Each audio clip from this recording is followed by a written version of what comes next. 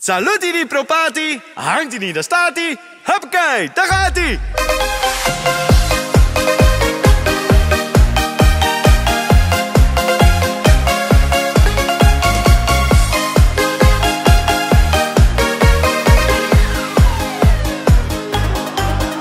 Het is 6:15, oh, en daar gaat de wekker. Ik eet mijn ontbijt dood, gewoon op de fiets. Nog eventjes werken, dan is het weer weekend. En voordat je het weet, klinkt de bel uit het niets. Op vrijdagmiddag, de borrels staan koud. We vieren het leven, het weekend is goud.